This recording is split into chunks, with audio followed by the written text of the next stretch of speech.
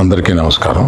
ఇప్పుడే హాస్పిటల్ ఐసీయూలో ఉన్న శ్రీతేజ్ ఐసీయూలో చూసి బయటికి వస్తున్నాను. డాక్టర్స్ అందరితోటి నేను మాట్లాడాను.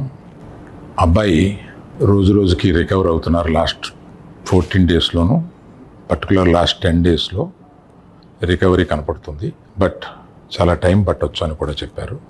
ఇలాగా ఆ అబ్బాయి కోలుకోవడానికి ఏమైనా చేయడానికి మేము సిద్ధంగా ఉన్నాము.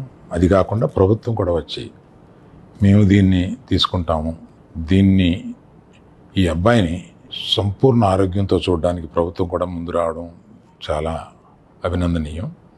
చాలామంది అభిమానులు కానీ, బంధువులు కానీ, మిత్రులు కానీ అల్లు అర్జున్ ఎందుకు హాస్పిటల్కి వెళ్ళలేదు అని అడుగుతున్నారు. దానికి కారణం చెప్తాను.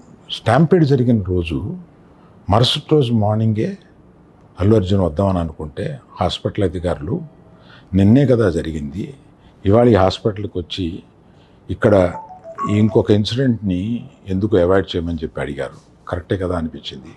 రాలేకపోయారు. ఆ రోజునే కేసు పడింది.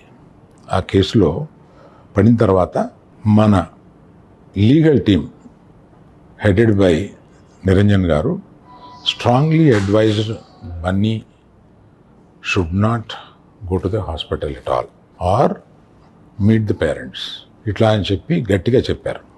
ఆ తర్వాత మేము రావడానికి అనేక నిబంధనలు, మళ్ళీ నేను ప్రభుత్వాన్ని పర్మిషన్ అడిగాను. నేనన్నా కనీసం వెళ్ళి చూస్తే బాగుంటుంది అని. ఎందుకంటే ఓ రోజు బన్నీ బాధపడుతూ నేను చూడలేకపోయాను, నువ్వన్నా వెళ్ళి చూసిరా డాడీ అని అడిగాడు.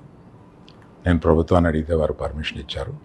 ఈ పర్మిషన్ నాకు ఇచ్చిన చీఫ్ మినిస్టర్ గౌరవనీయులు రేవంత్ రెడ్డి గారికి, పోలీస్ శాఖకి, మన హాస్పిటల్ అధికారులు, సిఇఓ గారు అభిమన్యు, మెడికల్ డైరెక్టర్ సంబిత్ గారు, వీరందరికీ, హాస్పిటల్ వర్గానికి అందరికీ నా కృతజ్ఞతలు తెలియజేస్తున్నాను.